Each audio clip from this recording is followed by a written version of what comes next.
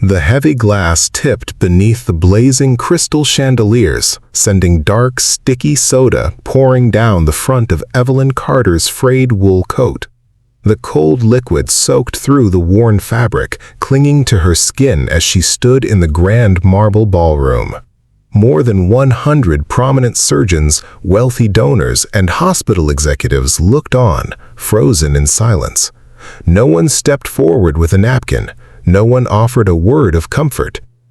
Lauren Pierce, the event's lead coordinator, lowered the empty glass, a tight, triumphant smile playing across her lips.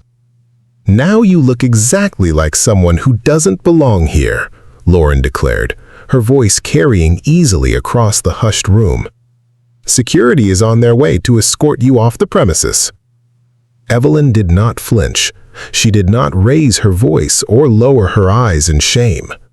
She stood quietly in her faded clothes and mud-stained shoes, holding a small, yellowed envelope tightly in her trembling right hand.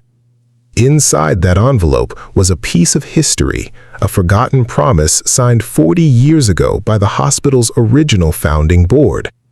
Evelyn hadn't come to crash a high society medical gala. She had walked 3 miles through the freezing rain to deliver a critical document that could save a community clinic in the city's poorest neighborhood. As Lauren signaled the security guards toward her, Evelyn wiped a drop of dark liquid from her cheek, standing with the quiet, unbroken dignity of a woman who had spent her entire life surviving the cruelty of casual prejudice. To the wealthy crowd sipping champagne in that ballroom, Evelyn Carter looked like a destitute stranger who had wandered in off the street. But her life was a testament to selfless sacrifice and unyielding endurance. Born in 1954 in a segregated district of Chicago, Evelyn knew the painful weight of systemic hardship from a young age. Her father was a factory worker who died of preventable illness because local hospitals refused to admit black patients after dark. That tragedy instilled in Evelyn a burning mission: to ensure no family in her neighborhood was ever denied basic human care.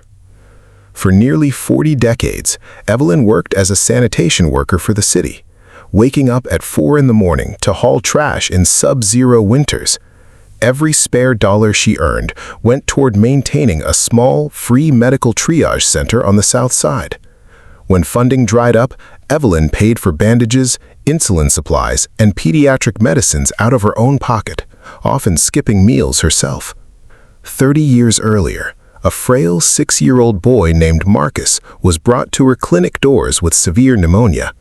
His mother was working double shifts and couldn't afford a private hospital admission. Evelyn stayed up 3 straight nights beside the child's bed, cooling his fever with damp racks, feeding him warm broth, and reading him books about science and space. When Marcus recovered, Evelyn handed him a silver pen her late father had left her, whispering, "Marcus, never let this world tell you that your life is worth less because of where you started. Learn everything you can and build a world where doors are never shut in a poor person's face." Marcus carried that silver pen in his pocket every single day as he worked his way through medical school.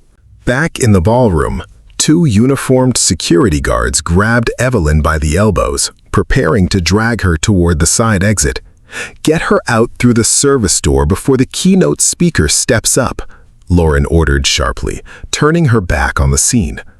Before the guards could pull Evelyn across the threshold, the massive mahogany doors of the main entrance swung open.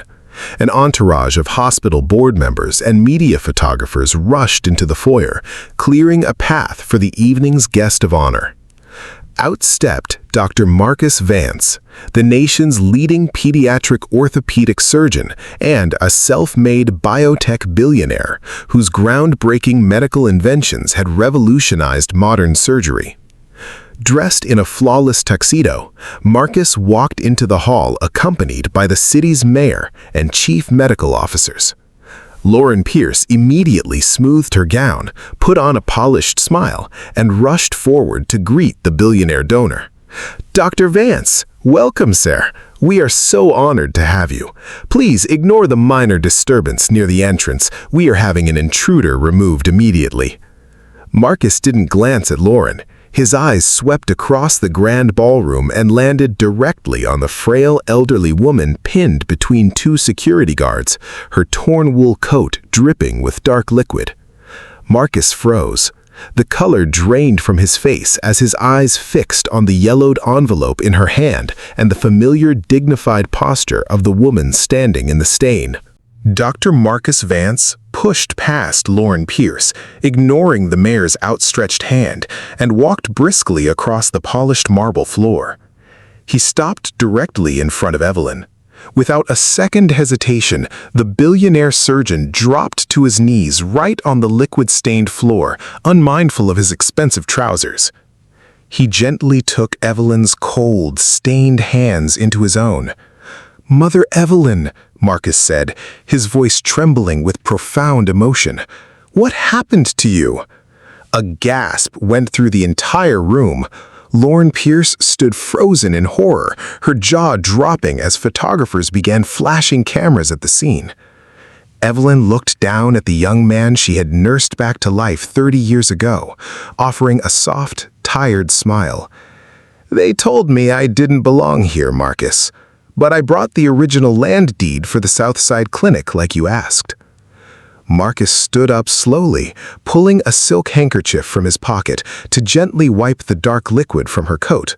He then unbuttoned his own tailored velvet dinner jacket and placed it reverently around Evelyn's shivering shoulders. Turning around, Marcus faced the stunned crowd of executives, his eyes burning with intense authority.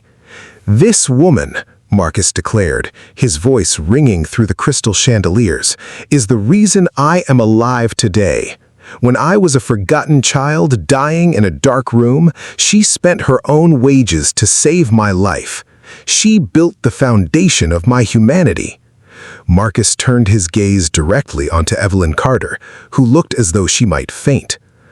"I came here tonight prepared to announce a $75 million endowment to this medical center, but that gift is officially revoked until this coordinator is terminated and this hospital honors its pledge to fully fund the Southside Free Clinic in perpetuity."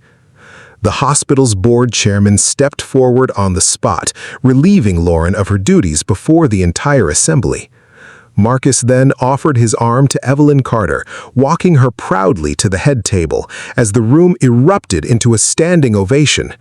In a world that often judges a person by their outward appearance, Evelyn proved that true royalty isn't defined by silk or gold, but by the quiet, enduring grace of a lifetime spent serving others.